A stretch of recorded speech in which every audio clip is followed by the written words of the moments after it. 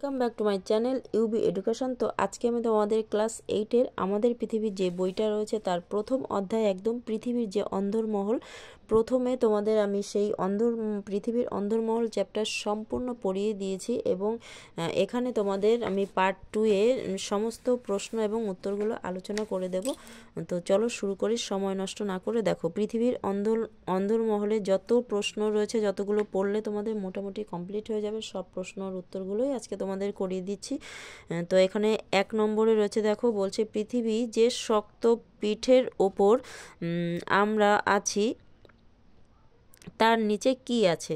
তো সেই অংশটা নিচে এই প্রশ্নটা তোমাদের বইতেও রয়েছে, প্রশ্ন করা রয়েছে, তার উত্তরটা হবে তোমাদের গুরুমণ্ডল। নেক্সট দেখো, পৃথিবীর ব্যাসার্ধ কত কিমি, তার উত্তরে তোমরা লিখবে দেখো 6370 কিমি ভূপৃষ্ঠ থেকে পৃথিবীর কেন্দ্রের দূরত্ব। নেক্সট দেখো 3 নম্বর প্রশ্নে আছে, দেখো এখানে পৃথিবীর গভীরতম খনির সন্ধান কোথায় পাওয়া যায় আর গভীরতা কত। তাহলে দক্ষিণ আফ্রিকায় পৃথিবীর গভীরতম খনির সন্ধান পাওয়া যায়। নেক্সট দেখো এখানে রয়েছে এর গভীরতা কত, 3 থেকে 4 কিমি, এটা হচ্ছে রবিনসন দ্বীপ।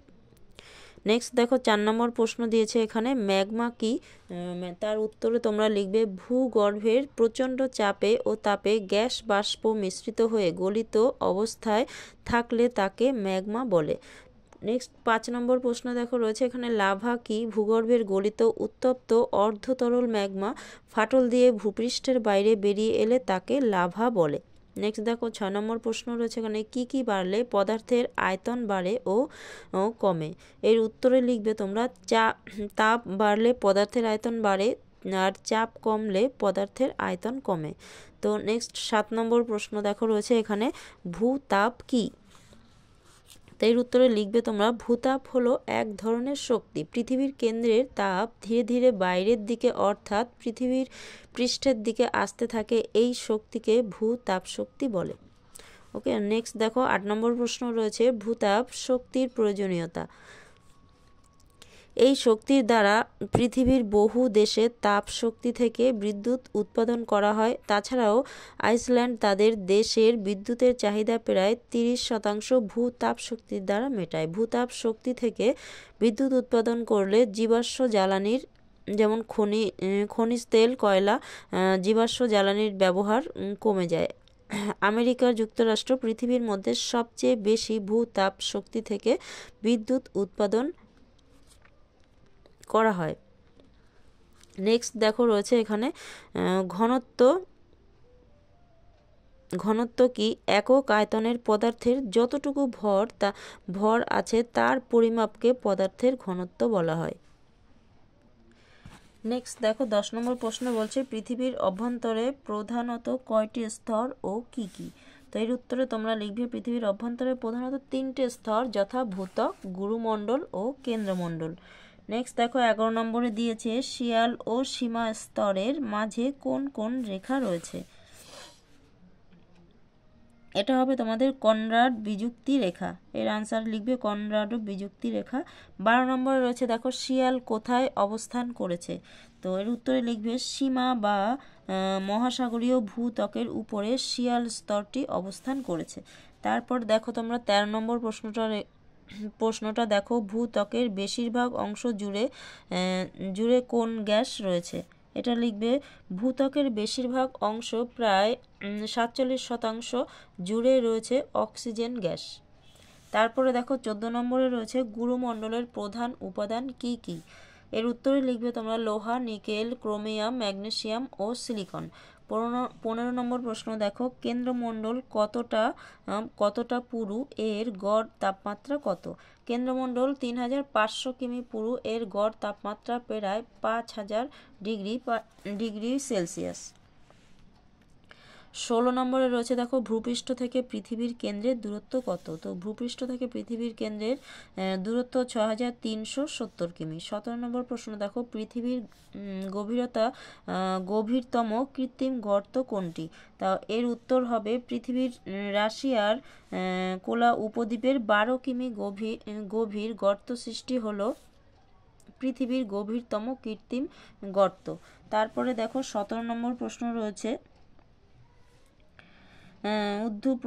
ঊর্ধ্ব প্রলবনে ভূগর্ভ থেকে কি নির্গত হয়? এটা রয়েছে, দেখো তোমাদের উত্তরে রয়েছে ফুটন্ত জল নির্গত হয়।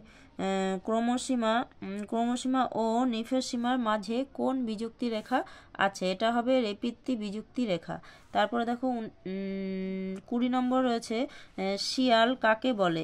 SIAL, এটা হচ্ছে শিয়াল কাকে বলে? এটা হচ্ছে SI মহাদেশের নিচে চাপ প্রধানত সিলিকন SI আর অ্যালুমিনিয়াম AI দিয়ে তৈরি এই স্তরটিকে শিয়াল বলে। তারপরে দেখো 21 নম্বর প্রশ্ন রয়েছে তোমাদের সীমা কাকে বলে? মহাসাগরের নিচে ভূত্বক প্রধানত সিলিকন বা SI আর ম্যাগনেসিয়াম দিয়ে গঠিত, তাই উপাদানের নাম অনুযায়ী এই স্তরকে সীমা বলা হয়। নেক্সট প্রশ্ন দেখো, তোমরা যদি কোনো প্রশ্ন ভালো করে দেখে না বুঝতে পারো, শুনে শুনে একটু লিখে নিও, তাহলে কিন্তু অসুবিধা হবে না তোমাদের। পৃথিবীর কেন্দ্রের থাকা পদার্থগুলোর ঘনত্ব বেশি হয় কেন?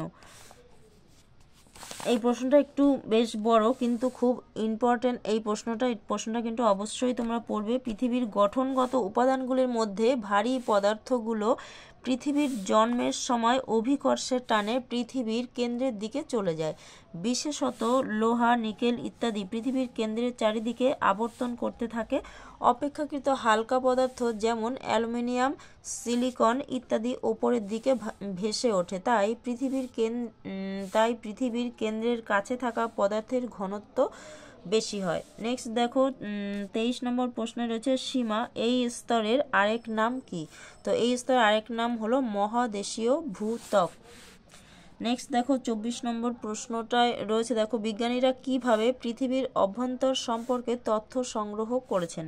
এর উত্তরে তোমরা লিখবে বিজ্ঞানীরা ভূমিকম্পের তরঙ্গের গতিবিধি ও আগ্নেয়গিরির জ্বালামুখ থেকে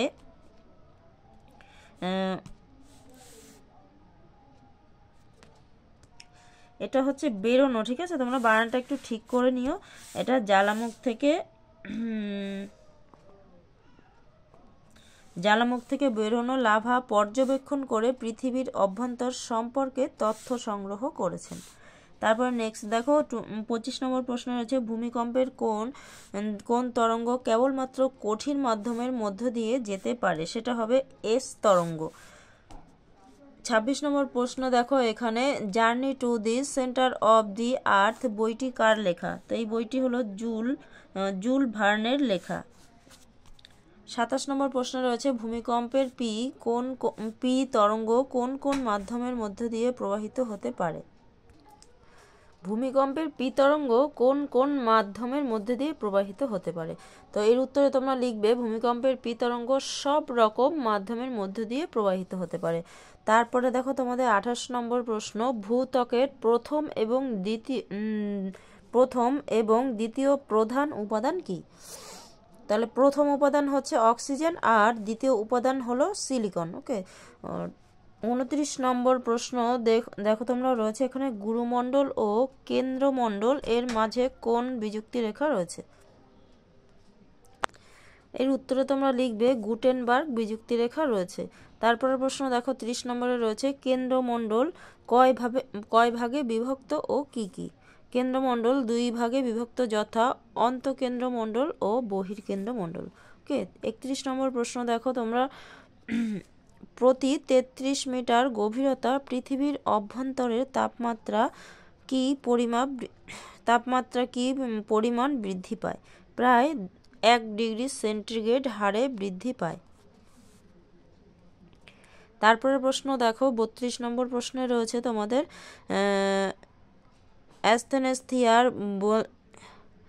অ্যাস্থেনোস্ফিয়ার বলতে কি বোঝো? শিলামণ্ডলের নিচে 100 থেকে 200 মিটার গভীরতা পর্যন্ত বিস্তৃত বায়ুমণ্ডলের যে অংশের পদার্থসমূহ প্রচণ্ড তাপ ও চাপের ফলে পিচের মতো অর্ধতরল অবস্থায় রয়েছে তাকে অ্যাস্থেনোস্ফিয়ার বলে। গ্রিক শব্দ অ্যাস্থেনোস্ফিয়ারের অর্থ হলো দুর্বল স্তর।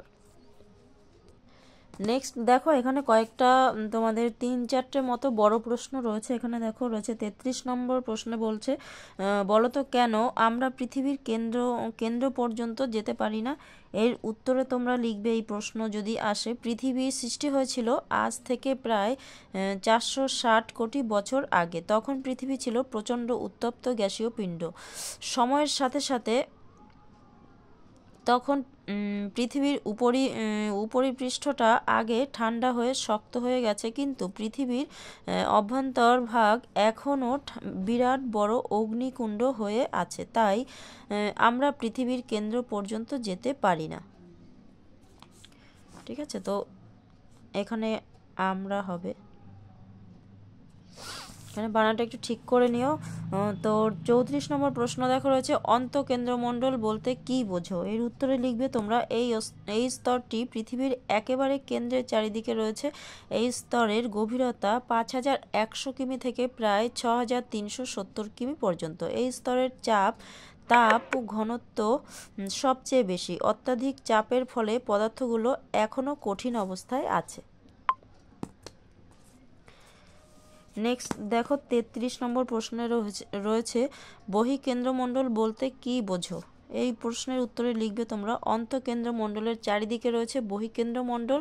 এই স্তর 2900 কিমি থেকে 5100 কিমি পর্যন্ত 100 কিমি পুরু। এর তাপ ও ঘনত্ব অন্তঃকেন্দ্রমণ্ডলের তুলনায় কম। এই স্তর অর্ধ কঠিন অবস্থায় পৃথিবীর অক্ষের চারিদিকে আবর্তন করে চলেছে। এখানে রয়েছে সান্দ্র অবস্থায় থাকা এই লোহা, এটা একটু দেখে নিও তোমরা। সান্দ্র দন্তে সয়াকার নয় দয় র ফলা হবে, এটা একটু ঠিক করে নিও। সান্দ্র অবস্থায় থাকা এই লোহা প্রচণ্ড গতিতে ঘুরতে ঘুরতে বৈদ্যুতিক ক্ষেত্র তৈরি করেছে। সেখান থেকেই সৃষ্টি হয়েছে পৃথিবীর চৌম্বকত্ব। ওকে, নেক্সট প্রশ্ন দেখো 36 নম্বর প্রশ্নে রয়েছে নিফে কাকে বলে। নিফে কাকে বলে এর উত্তরে লিখবে তোমরা কেন্দ্রমণ্ডল হলো ভূত্বক ও গুরুমণ্ডলের পরবর্তী এবং কেন্দ্রের চারিদিকে বেষ্টনকারী শেষ স্তর। এই স্তরটি প্রায় 3500 কিমি পুরু। অত্যন্ত ভারী নিকেল আর লোহা দিয়ে তৈরি বলে একে নিফে বলে। এই স্তরটির ঘনত্ব 3.1 থেকে 13.1 গ্রাম পার ঘন সেমি। এখানকার গড় তাপমাত্রা প্রায় 5000 সেমি। তো প্রশ্ন এতটাই, এই পর্যন্ত করলাম আজকে তোমাদের। তো ভিডিওটি যদি ভালো লাগে অবশ্যই একটু লাইক কমেন্ট তোমরা করে দেবে। আর যদি মনে করো তোমাদের কোনো প্রশ্ন বাকি রয়েছে তো অবশ্যই তোমরা কমেন্ট বক্সে জানিও। আর মোটামুটি আমার যতটা মনে হয়েছে ততটা প্রশ্ন তোমাদের করিয়ে দিলাম। তো ধন্যবাদ। এই পর্যন্ত তোমাদের এই অধ্যায়টা কমপ্লিট হলো। নেক্সট অধ্যায় নিয়ে আরও একটা ভিডিও নিয়ে চলে আসবো পরবর্তী ভিডিওতে। তো ধন্যবাদ সবাইকে।